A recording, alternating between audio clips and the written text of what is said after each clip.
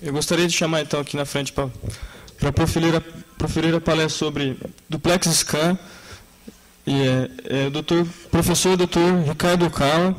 Tá? O Dr. Ricardo Cala é angiologista e cirurgião vascular do Hospital das Clínicas da UFMG, membro da Sociedade Brasileira de Angiologia e Cirurgia Vascular e membro do grupo de métodos não invasivos da ECOAR de Belo Horizonte.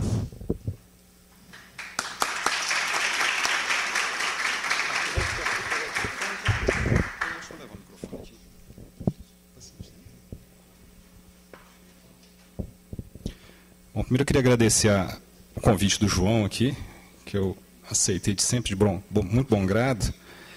E esse tema que eu vou falar hoje aqui é um tema que eu falei ano passado também. Não é assim o ideal falar como primeiro tema, o ideal é que vocês vissem primeiro as patologias vasculares, patologias arteriais, até para a gente ver a aplicabilidade do duplex nas patologias. Eu vou tentar dar um apanhado geral no que é o duplex, o que é o exame, e tentar dar uma pincelada em algumas patologias, juntamente com o exame, mas na demonstração prática mesmo aqui.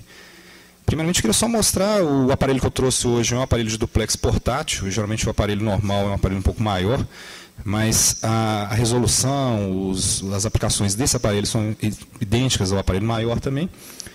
E num pequeno apanhado histórico do que é o duplex scan em si, ou sinônimos, ultrassom vascular, ecodoppler vascular, a palavra duplex, lembra 2, ela se relaciona primeiramente à associação no estudo de imagem, ou seja, o estudo bidimensional, o estudo da imagem anatômica, com o método Doppler, o fenômeno Doppler, que ele faz uma avaliação de velocidades, ele consegue avaliar o fluxo sanguíneo, a velocidade de fluxo sanguíneo, e na associação desses dois métodos, você consegue ter um diagnóstico vascular cada vez mais preciso. E uma coisa bem interessante que é o método não invasivo, né? Eu queria chamar o meu auxiliar do paciente que vai me ajudar aqui. Podia passar por aqui, João.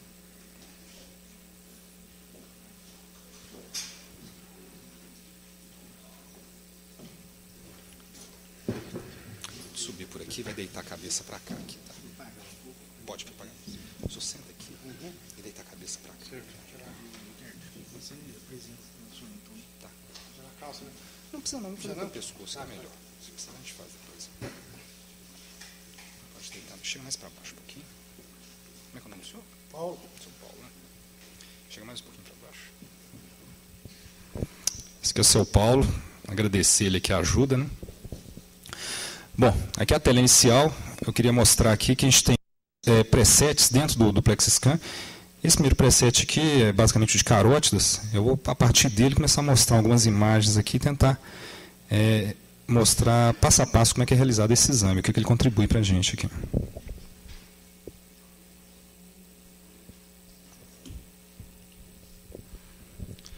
Bom, vamos virar o rosto para lá.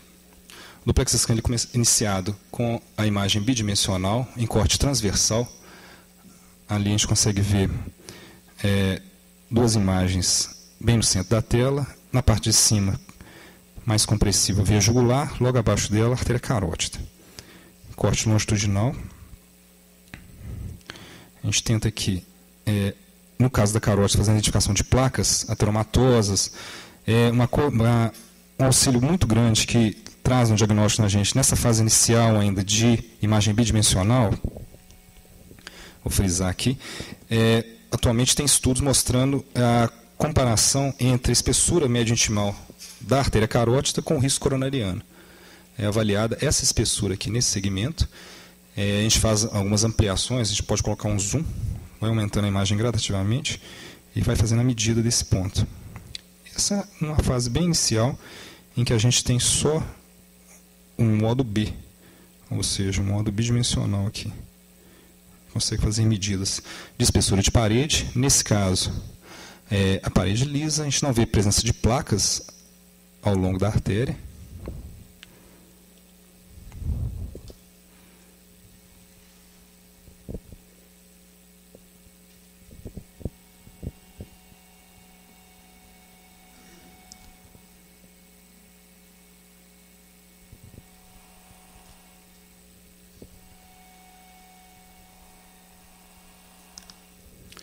Nessa segunda fase, eu já ponho o modo color aí já tem uma associação da imagem bidimensional com uma avaliação de fluxo. Ali a gente consegue ver o fluxo pulsátil vermelho de artéria e em cima o fluxo azul.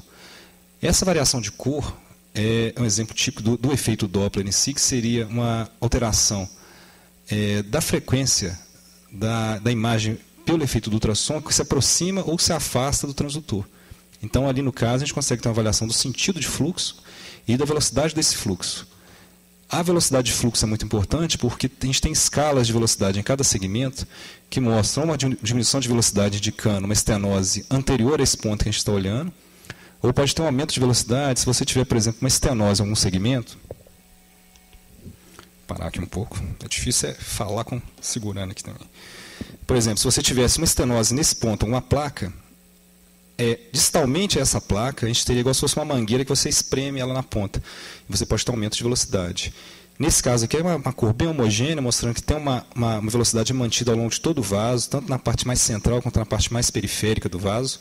No caso de uma estenose mais significativa, você teria uma alteração dessa coloração, porque teria uma alteração de velocidade, e essa cor mudaria conforme a escala de velocidade aqui do lado, mostrando um aumento de velocidade distal a uma placa e talvez uma redução de velocidade proximal, anterior à placa aqui. Essa fase a gente está na fase de modo color.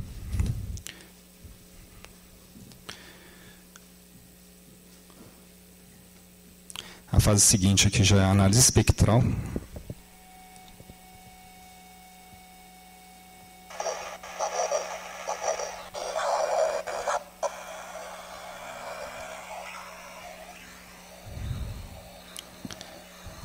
Eu vou colocar aqui perto do som.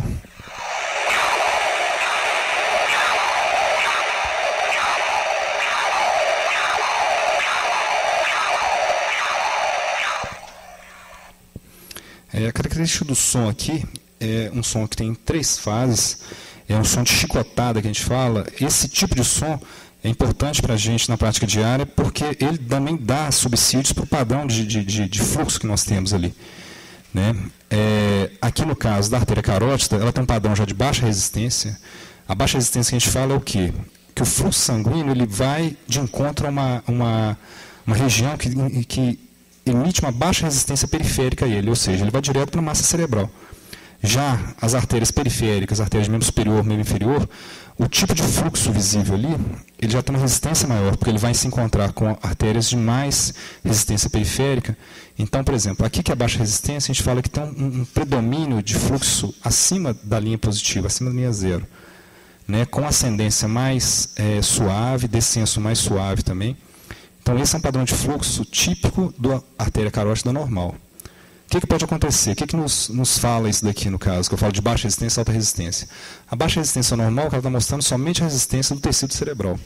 Se você começa a encontrar na artéria carótida, principalmente carótida interna, que vai diretamente para a massa cerebral, padrão de fluxo de alta resistência, quer dizer que ele está encontrando algum obstáculo distal a ele, algum padrão de resistência, o que pode falar que pode ter uma estenose ou oclusão distalmente a esse ponto.